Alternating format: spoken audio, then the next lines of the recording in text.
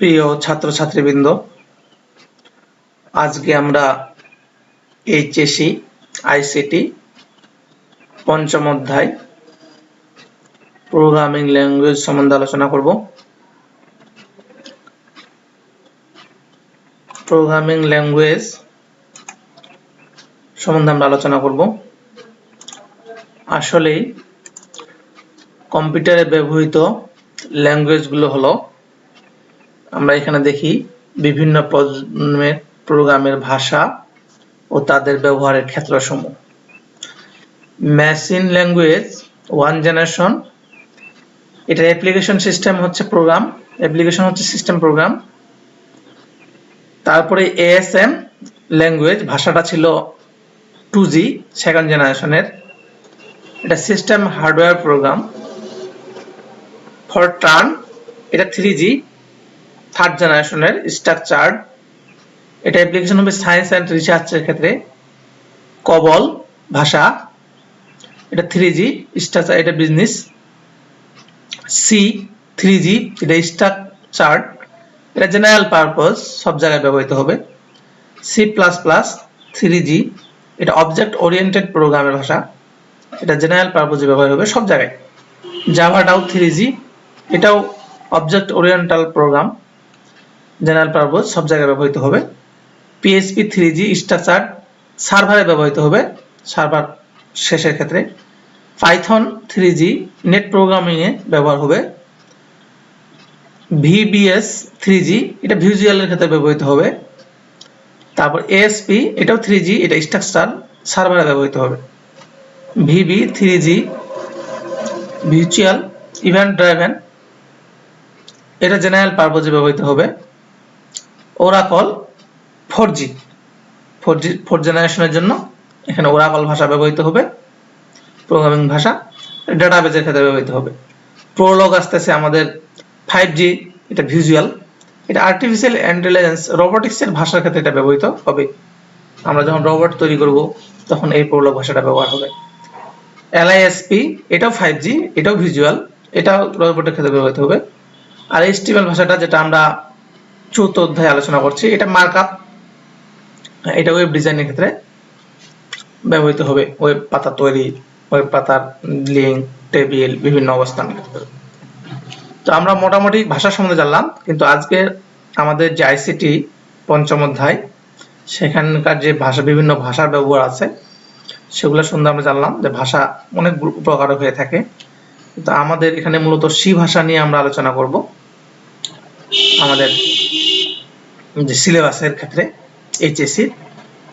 C programming ভাষা 1970 সালে যুক্তরাষ্ট্রের বেল ল্যাবরেটরিতে ডেনিস রিচির ডেক PDP-11 কম্পিউটারের জন্য ইউনিক্স অপারেটিং সিস্টেম ব্যবহার করে সি প্রোগ্রামিং ভাষা উদ্ভাবন করেন। কিন্তু পরবর্তীতে সি প্রোগ্রামিং ভাষা দিয়েই ইউনিক্স নতুন করে লেখা হয়। ইউনিক্স দিয়ে সি তৈরি করা হয়েছে, আবার পরে ওই ইউনিক্সটাকে আবার সি দিয়ে লেখা হয়েছে। মার্টিন রিচার্ড 1960 সালে BCPL নামে একটি প্রোগ্রামিং ভাষা উদ্ভাবন করেন। পরবর্তীতে BCPL থেকে বি এবং পরবর্তী সংস্করণে সি প্রোগ্রামিং ভাষা হয়। শুরুর দিকে সি এর কোনো আদর্শমান ছিল না, সেজন্য 1983 সালে ANSI, American National Standard Institute, C এর একটি আদর্শমান নির্ধারণ করে, যা আনসি সি নামে পরিচিত। বর্তমানে ব্যবহৃত কেবল সি কম্পাইলার আনসি এর মান অনুযায়ী তৈরি। বিভিন্ন সি কম্পাইলারের মধ্যে আছে টার্বো সি, বরল্যান্ড C++, বেব C++ প্রভৃতি। সি দিয়ে হার্ডওয়্যার নিয়ন্ত্রণ করে প্রোগ্রাম তৈরি করা যায়। এই প্রোগ্রামগুলো বেশ নমনীয় হয়। এছাড়া সি প্রোগ্রামিং ভাষায় অ্যাসেম্বলি ল্যাঙ্গুয়েজের সকল সুবিধা ব্যবহার করার সুযোগ রয়েছে। সি প্রোগ্রামিং ভাষা দিয়ে যে সকল সফটওয়্যার তৈরি করা যায় সেগুলো হচ্ছে, আমরা অপারেটিং সিস্টেম তৈরি করতে পারবো, মানে যেমন এক্সপি, উইন্ডোজ, বিভিন্ন কম্পিউটারের যে ফার্স্টেই ওপেন হতে যে সিস্টেমটা লাগে, এটা হচ্ছে অপারেটিং সিস্টেম। ডিভাইস ড্রাইভার তৈরি করতে পারবো, যেমন USB ড্রাইভার আছে আমাদের, পেন ড্রাইভ ড্রাইভার আছে আমাদের, মাউস ড্রাইভার আছে আমাদের, অ্যাসেম্বলার তৈরি করতে পারবো আমরা, কম্পাইলার তৈরি করতে পারবো আমরা, ইন্টারপ্রেটার তৈরি করতে পারবো আমরা। এগুলো হচ্ছে আমাদের অনুবাদক প্রোগ্রাম, এগুলো আমরা তৈরি করতে পারবো। এডিটর আমরা তৈরি করতে পারবো। ডেটাবেস ম্যানেজমেন্ট আমরা করতে পারবো এই সি ভাষা দিয়ে। যে কোনো ধরনের আমরা সফটওয়্যার তৈরি করতে পারবো এই সি ভাষা দিয়ে। কারণ সি প্রোগ্রামিং 5 নম্বর অধ্যায় শুরুর আগে আমাদের এই জিনিসগুলো আগে জানতে হবে, আসলে সি প্রোগ্রামটা কি, কোথা থেকে আসছে, কোন অপারেটিং এ সেটা ব্যবহৃত হয়। সি এর বৈশিষ্ট্যগুলো আমরা এবার একটু দেখে নেই। সি এর বৈশিষ্ট্য হচ্ছে সি প্রোগ্রাম দিয়ে সব ধরনের কাজের জন্য প্রোগ্রাম তৈরি করা যায়। সি ভাষায় স্ট্রাকচার প্রোগ্রামিং এর সুবিধা পাওয়া যায়। সি ভাষায় অল্প সংখ্যক নির্দিষ্ট কিওয়ার্ড ব্যবহার করা হয়। অনেক বেশি সংখ্যক গাণিতিক ও লজিক্যাল অপারেটর ব্যবহার করা হয়। সি ভাষায় অনেক লাইব্রেরি ফাংশন আছে যা ব্যবহার করে প্রোগ্রামরা প্রোগ্রাম লিখতে সুবিধা পায়। সি ভাষায় কম্পিউটারের হার্ডওয়্যার নিয়ন্ত্রণ করা যায়। সিস্টেম প্রোগ্রাম রচনা করা যায়। সি ভাষায় উচ্চ স্তরের সুবিধা পাওয়া যায়। নিম্ন স্তরের ভাষার সমকক্ষ প্রোগ্রাম রচনা করা যায়। সি ভাষায় কমান্ড ও কিওয়ার্ডগুলো সাধারণত ইংরেজি ছোট হাতের অক্ষরে লেখা হয়। প্রতিটি স্টেটমেন্টের শেষে সেমিকোলন দিতে হয়। তবে ইনক্লুড, ডিফাইন এবং কন্ডিশনাল স্টেটমেন্ট লাইনের শেষে সেমিকোলন ব্যবহার করতে হয় না। সি ভাষার যে প্রোগ্রামটা আমরা একটু দেখে নেই। প্রোগ্রামের শুরুতেই কমান্ড লাইন থাকে। ইনক্লুড স্টুডিও যেটা হেডার ফাইল প্রি প্রসেস। ভর্ব মেইনটা হচ্ছে ফাংশন হেডিং। তারপরে যে সেকেন্ড ব্র্যাকেট যেটা এটা ফাংশন শুরু। ইনটায় থাকলে, বি থাকলে বা সাম থাকলে এগুলো হচ্ছে চলক ঘোষণা। প্রিন্টএফ যেটা স্ক্রিন আউটপুট ফাংশন প্রদর্শন করবে, প্রিন্টএফ এর জন্য ব্যবহার করা হবে। স্ক্যানএফ এগুলো হচ্ছে চলক ইনপুট ফাংশন। তারপর এখানে যে সাম ইকুয়াল টু এ যোগ বি দেওয়া হয়েছে, এটা যোগফল চলকে রাখার জন্য এটা ফাংশন। আর প্রিন্টএফ সাম এটা আবারও স্ক্রিন আউটপুট ফাংশন। আর দ্বিতীয় বন্ধনী হচ্ছে শেষ যেটা, এটা ফাংশন শেষ। তাহলে সি ভাষার মূলত এগুলো হচ্ছে বেসিক স্ট্রাকচার বা মৌলিক গঠন। আর এইগুলোকে আমরা বলবো স্টেটমেন্ট। এই যে ইনক্লুড, এই যে হ্যাঁ, এই যে দ্বিতীয় বন্ধনী, ভয়েড মেইন, প্রিন্টএফ, স্ক্যানএফ, এই জিনিসগুলোর নাম এখানে, যেমন আমরা HTML এগুলোকে ট্যাগ বলতেছিলাম, যেগুলো কমান্ড ট্যাগ বলতেছিলাম, এখানে আমরা এগুলো বলবো স্টেটমেন্ট। তারপরে আমরা এখন দেখে নেই যে সি ভাষার ধ্রুবক কোনগুলো। সি ভাষায় লেখা প্রোগ্রাম নির্বাহের সময় প্রোগ্রামে ব্যবহৃত যে সকল শব্দ বা সংখ্যা পরিবর্তিত হয় না বা পরিবর্তন করা যায় না সেগুলো হচ্ছে সি ভাষার ধ্রুবক। এগুলো নিউমেরিক্যাল হয়ে থাকে, হ্যাঁ, সংখ্যা সূচক যেটা, আর একটা বর্ণ সূচক হয়ে থাকে, ঠিক আছে। তাহলে এখানে এই যে উদাহরণ দেওয়া হয়েছে, কনস্ট্যান্ট, ডিফাইন। সংখ্যা সূচক ধ্রুবকগুলো যেমন ইন্টিজার, লং ইন্টিজার হয়ে থাকে এরকম, হ্যাঁ এটা ইন্টিজার, তারপরে লং ইন্টিজার। ফিক্সড পয়েন্ট হয়ে থাকে এরকম, ফ্লোটিং পয়েন্ট হয়ে থাকে, অক্টাল হয়ে থাকে, হেক্সাডেসিমাল হয়ে থাকে। ইন্টিজার ধ্রুবক যেগুলো, এগুলো দেখি আমরা, এই যে 12, -70, +740, এগুলো ইন্টিজার হলো পূর্ণ সংখ্যা। যে সমস্ত সংখ্যার মধ্যে দশমিক থাকে না, হ্যাঁ, সেই সব ধ্রুবক পূর্ণ সংখ্যাকে আমরা ইন্টিজার ধ্রুবক বলবো, ঠিক আছে। এগুলোর আবার ডিভাইডেড আছে, তো আমরা মৌলিক গুলো জানলেই হবে। ফ্লোটিং পয়েন্ট আছে, যেসব ভগ্নাংশ নিয়ে ধ্রুবক গুলো গঠিত সেগুলো হচ্ছে ফ্লোটিং পয়েন্ট ধ্রুবক। এই যে এখানে দশমিক আছে 7.56। বর্ণ সূচক আছে যেমন মিস্টার, ডট, এইচ, খান, এগুলো হচ্ছে বর্ণ সূচক। ক্যারেক্টার আছে AM7। স্ট্রিং ধ্রুবক আছে যেমন ICT, কলেজ, M, হ্যাঁ। তারপরে এখানে চলক কি, সি ভাষায় লেখা প্রোগ্রাম নির্বাহের সময় প্রোগ্রামে ব্যবহৃত যে সকল বর্ণ বা সংখ্যার মান পরিবর্তন হয়, যে মানগুলো পরিবর্তন করা যায়, এগুলো হচ্ছে চলক। আমরা চলকগুলো দেখিনি কিরকম। এই যে ডেটার ধরন বোঝানোর জন্য চলকের নাম হিসেবে 1 থেকে 40টি বর্ণসংখ্যা নাম প্রথম অক্ষর অবশ্যই বর্ণ হতে হয়। ডেটার ধরন বোঝার জন্য নামের শেষে পার্সেন্টেজ এগুলো চিহ্ন ব্যবহার করা হয়। হ্যাঁ, এবার আমরা দেখে নেই সি ভাষার যে সকল চলক ও ধ্রুবক ব্যবহৃত হয় তার কার্যকারিতা নির্ভর করে অপারেটর উপর। অপারেটর হলো এক ধরনের প্রতীক বা চিহ্ন যা কম্পাইলারকে নির্দিষ্ট গাণিতিক বা যুক্তিমূলক কাজ সম্পাদনের নির্দেশনা প্রদান করে। এটা খুবই গুরুত্বপূর্ণ। সি ভাষার গাণিতিক অপারেটর মনে রাখতে হবে প্লাস মাইনাস, ভাগ, গুণ, পার্সেন্টেজ।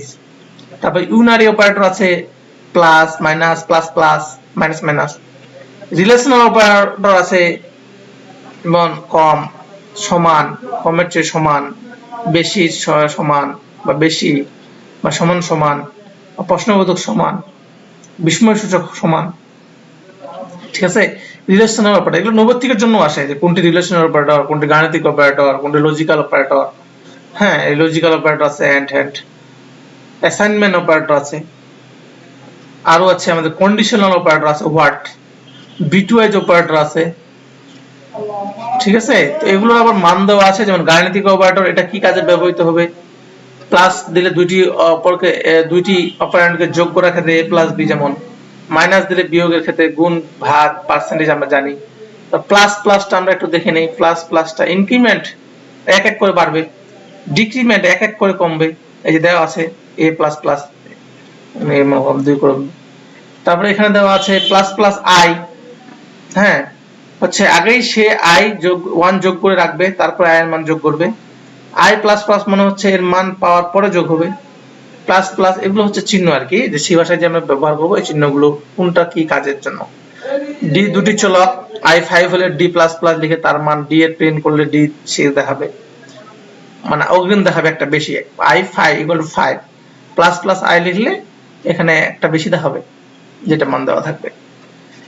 ঠিক আছে, তারপর রিলেশনাল অপারেটর আমরা দেখতে পারি, এটা অপারেন্ড দুটি সমান কিনা পরীক্ষা করার জন্য। তারপর এটা হচ্ছে অপারেন্ড যদি সমান না হয় তাহলে ট্রু মান দিবে, আর যদি এটা হয় বাম দিকে বড় ছোট এটার জন্য ফলাফল দিবে, আর বাম দিকে অপারেন্ড ডান দিকের চেয়ে ছোট হলে এরকম দিবে। ঠিক আছে, এগুলো চিহ্ন, এগুলো ব্যবহার প্রোগ্রামের মাঝখানে যে আমরা ব্যবহার করবো এগুলো প্রতিটা চিহ্ন এই যে এখানে আছে। হ্যাঁ, তারপর লজিক্যাল অপারেটর আছে, এভাবে ফলস দিবে এরকম ব্যবহার করলে এন্ড। হ্যাঁ, লজিক্যাল এন্ডে যদি অপারেন্ড ট্রু হয় তাহলে ফলাফল ট্রু হবে। হ্যাঁ, লজিক্যাল অর উভয় অপারেন্ডে যদি ট্রু হয় তাহলে ফলাফল ট্রু দিবে, এরকম আর কি। লজিক্যাল নট অপারেন্ড, এগুলো নট, এন্ড, অর এগুলো ব্যবহার আছে। অ্যাসাইনমেন্ট অপারেটর আছে, যে সমান সমান ডান দিকে অপারেন্ডের মানকে বাম দিকে নিয়ে যাবে। হ্যাঁ, তারপর ডান দিকে অপারেন্ডের সাথে বাম দিকে অপারেন্ডের মান যোগ হবে। হ্যাঁ, এটা বিয়োগ হবে, এভাবে করে এই চিহ্নগুলো পড়তে হবে। কন্ডিশনাল অপারেটর আছে, হোয়াট এক্সপ্রেশন যদি কি সঠিক হয় তাহলে ফলাফল দ্বিতীয়টি কি হবে। ঠিক আছে, বিটওয়াইজ অপারেটর আছে। হ্যাঁ, বিট নিয়ে কাজ করার জন্য বিট হচ্ছে 0-1 বিট। ঠিক আছে, তারপরে এখানে আরো অপারেটরগুলো বিশদ বর্ণনা করা হয়েছে, এগুলো তোমরা একটু ভিডিওগুলো থামায় থামায় একটু দেখে ভালো করে পড়ে নেবে। তারপরে এখানে এটা আরো বিশেষ অপারেটর আছে। তো যাই হোক, তোমরা সব অপারেটরগুলো বা যে পাতাগুলো আমি পড়াইলাম এগুলো ভিডিওগুলো থামায় থামায় সুন্দর করে পড়ে নেবে। এই পড়াগুলো না পড়লে তোমরা পরবর্তীতে সি ভাষার যে আমরা প্রোগ্রামগুলো রচনা করব এবং যে ফলাফল আমরা দেখব তা কিন্তু তোমরা কিছুই বুঝতে পারবে না। এখানে স্টেটমেন্ট যে আছে, ইনপুট আউটপুট স্টেটমেন্ট, যেমন স্ক্যানএফ দিয়ে প্রথম ব্র্যাকেট ক্লোজ দেওয়া হয়েছে। হ্যাঁ, এটা বিভিন্ন ফাংশনের ইনপুট স্টেটমেন্ট হিসেবে ব্যবহার করবে, মানে সি ভাষায় ইনপুটটা কি হবে এটা স্ক্যানএফ ব্যবহার করবে। প্রিন্টএফ হচ্ছে ফলাফল প্রদর্শন, মানে আউটপুট, যেটা আউটপুট স্টেটমেন্ট ব্যবহার হবে। গ্রেচার যেটা দেওয়া হয়েছে, একটি করে ক্যারেক্টার ইনপুট করে তা কম্পিউটার মেমোরিতে সংরক্ষণ করতে হবে। তারপর পাঁচার দেওয়া আছে, মনিটরের পর্দায় প্রদর্শনের জন্য ব্যবহৃত হবে। আমরা এখানে সি ভাষার কিছু বিভিন্ন স্পেসিফায়ার আছে, যেমন পার্সেন্টেজ সি কি ক্ষেত্রে ব্যবহার করা হয়, যেমন scanf percentage C name input বা আউটপুটের ক্ষেত্রে ব্যবহৃত হতে পারে। পার্সেন্টেজ ডি ডেসিমাল ইন্টিজার টাইপের ডেটা ইনপুট আউটপুটের ক্ষেত্রে ব্যবহৃত হয়। ইটা ফ্লোটিং এর ক্ষেত্রে ব্যবহৃত হবে ইনপুট বা আউটপুটের ক্ষেত্রে। এফ পার্সেন্টেজ কি হবে ফ্লোটিং পয়েন্ট টাইপের ডেটার জন্য ব্যবহৃত হবে ইনপুট বা আউটপুট। ইউ আনসাইন্ড ব্যবহৃত হবে। এইচ এর বেলায় শর্ট ইন্টিজারে ব্যবহৃত হবে। আই এর বেলায় সাইন্ড ইন্টিজারে ব্যবহৃত হবে। এল লং ইন্টিজারের ক্ষেত্রে ব্যবহৃত হবে। বড় হাতের এল লং ডাবল ডাটা টাইপের ক্ষেত্রে ব্যবহৃত হবে। পার্সেন্টেজ জিরো অক্টাল ইন্টিজারের ক্ষেত্রে ব্যবহৃত হবে। পার্সেন্টেজ এস একাধিক অক্ষর ইনপুট বের ক্ষেত্রে ব্যবহৃত হবে। তো আমরা এবার একটু দেখে নিই সি ভাষার যে অ্যালগরিদম এবং ফ্লোচার্ট আছে সেটা সম্বন্ধে। কারণ সি ভাষার প্রোগ্রাম রচনা করতে গেলে আগে এটার অ্যালগরিদম করতে হয়, তারপর ফ্লোচার্টের মাধ্যমে পরিকল্পনা করতে হয় চিহ্নের সাহায্যে, তারপরে সি ভাষায় কোড রচনা করতে হয়। তো অ্যালগরিদম হচ্ছে কোনো সমস্যার সমাধান করার জন্য যে সমস্ত সুনির্দিষ্ট ধাপ অনুসরণ করতে হয় তাকে অ্যালগরিদম বলে। অ্যালগরিদমের ধাপগুলো এমনভাবে রচনা করতে হয় যাতে সম্ভাব্য কম সময়ে কোনো সমস্যার সহজেই সমাধান পাওয়া যায়। অ্যালগরিদমকে অনেকেই রান্নার রেসিপির সাথে তুলনা করে থাকে, যে আমি রান্না করব, রান্নার আগে কি কি জিনিস দিব সেগুলো আগে রেডি করে রাখা। ঠিক আছে, অ্যালগরিদমের সেক্ষেত্রে ধাপ আছে। অ্যালগরিদমের কিছু নিয়ম আছে। বিশেষ করে একটা অ্যালগরিদম কমপক্ষে 4টা শর্ত পূরণ করবে। অ্যালগরিদম সহজ হতে হবে, কোনো ধাপকেই দ্ব্যর্থবোধক হবে না, প্রতিটি ধাপেই স্পষ্ট হবে, মানে প্রশ্নবোধক যেন না হয়, ধাপগুলো যেন স্পষ্ট হয়, উত্তর যেন বোঝা যায়।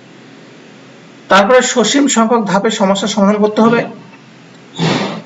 একে ব্যাপকভাবে প্রয়োগ করার সম্ভাবনা থাকতে হবে।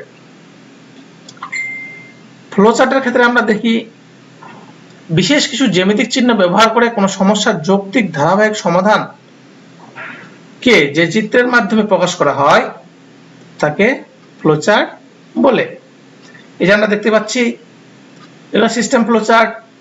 আমরা আরো দেখি ফ্লোচার্ট, এই যে এটা হচ্ছে শুরুর চিহ্ন যেটা প্রোগ্রাম, তারপরে এটা ইনপুট বা আউটপুটের চিহ্ন, এটা প্রক্রিয়াকরণের চিহ্ন, এটা সিদ্ধান্ত নিতে, এটা সংযোগের ক্ষেত্রে, এটা সাব প্রোগ্রাম, এটা টিকা চিহ্ন ব্যবহার করা হয়, ডেটা প্রবাহ, এটা আবার শুরু হবে, এটা আবার শেষ হবে। এটা হলো ফ্লোচার্টের ব্যবহৃত চিহ্নসমূহ। আমরা এখানে দেখি ফ্লোচার্ট, এই যে এরকম একটা প্রোগ্রাম যদি আমরা করি, প্রোগ্রামটা আগে অ্যালগরিদম আমরা পরিকল্পনা করে নিয়েছি যে প্রোগ্রামটা শুরু করব, ইনপুট হিসেবে কার মান নেব, কার মানের সাথে যদি আমরা তুলনা করব সিদ্ধান্তের ক্ষেত্রে এটা চিহ্ন। প্রোগ্রাম শুরু করি, এদিকে অ্যালগরিদম, এদিকে ফ্লোচার্ট।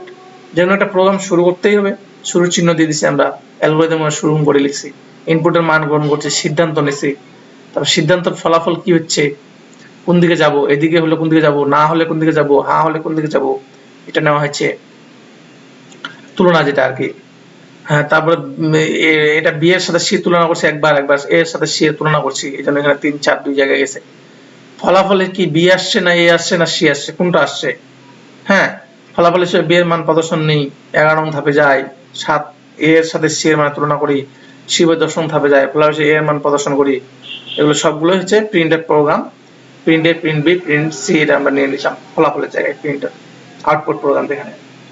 তারপর 3টাকে সংযোগ করে তারপর আমরা প্রোগ্রামটি শেষ করব। নাহলে যে কোনো একটা দিলে বাকিগুলো সংযোগ না করলে শুধু একটা ফলাফল হবে, তাহলে 3টা মিলে একটা ফলাফল হবে, এই জন্য আমরা সংযোগ ব্যবহার করব।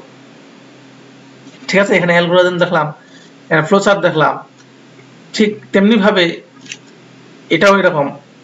হ্যাঁ, তারপরে আমরা এখানে এই যে এটা হলো সি ভাষার প্রোগ্রাম, যে এখানে বলছে কিবোর্ডের মাধ্যমে গৃহীত দুটি পূর্ণ সংখ্যার যোগফল নির্ণয়ের জন্য সি ভাষা প্রোগ্রাম লেখো। এই যে দুটি পূর্ণ সংখ্যা যোগফল, এটা হচ্ছে পূর্ণ সংখ্যার যোগফলের প্রোগ্রাম। আর পূর্ণ সংখ্যা দুটি যদি দেওয়া থাকতো তাহলে আমাদের যেমন এখানে এ আর বি, হ্যাঁ, দুটি পূর্ণ সংখ্যার যোগফলের জন্য, তাহলে ইনক্লুড স্টুডিও, ইনক্লুড করণীয়, ভয়েডমেন্ট, এগুলো হচ্ছে স্টেটমেন্ট এই প্রোগ্রামের জন্য। ইনটা হচ্ছে এ বি সি, হ্যাঁ, তারপরে এখানে প্রিন্টএফ হচ্ছে আউটপুট প্রোগ্রাম। এখানে ফার্স্ট ওই যে সংখ্যাটা নেব, দুটি সংখ্যা, এটার মধ্যে কোনটা ফার্স্টে নেব, কোনটা স্ক্যান করব, কোনটা সেকেন্ডে নেব, কোনটা স্ক্যান করব, তারপর সংখ্যা দুইটার যোগফল। সি হচ্ছে এখানে এ বি সি হচ্ছে এখানে চলক তিনটা, এ এর মান, বি এর মান জানা আছে আমাদের, সি এর মান আমাদের জানতে হবে। অর্থাৎ এ বি দুটি সংখ্যা আর সি হচ্ছে যোগফল, সি ইকুয়াল টু এ যোগ বি। তাহলে প্রিন্টআপ দিলে এখানে সংখ্যাগুলো লিখলে, এখানে সংখ্যাগুলো মান দিলে, হ্যাঁ, যদি আমরা এই প্রোগ্রামটা সি ভাষায় কোড ব্লকে রান করে দিই, প্রোগ্রামটা লিখে রান করে দিলে আমরা এ বি যে সংখ্যাটা নিব, যদি আমরা 10 আর 15 নিই, তাহলে আমরা এই প্রোগ্রামটা লিখে এর মান 10, বি এর মান 15 দিলে আমরা উত্তরে ফলাফলে প্রিন্টআপে গিয়ে এটা 25 পাবো। ঠিক আছে? তাহলে তোমরা এগুলো যেগুলো আমি আলোচনা করলাম এগুলো সম্বন্ধে আগে পড়বে, বারবার ভিডিওগুলো থামে থামে পড়বে, পড়ে মুখস্থ করবে স্টেটমেন্টগুলো, হ্যাঁ, চলকগুলো, ধ্রুবকগুলো, লজিক্যাল অপারেটরগুলো, বিভিন্ন ধরনের অপারেটরগুলো, হ্যাঁ, চিহ্নগুলো, এগুলো পড়ে আগে মুখস্থ করবে। তারপরে আমরা নেক্সটে প্রোগ্রামে সরাসরি চলে যাব। ধন্যবাদ সবাইকে। চ্যানেলটি ভালো লাগলে অবশ্যই তোমরা সাবস্ক্রাইব করবে।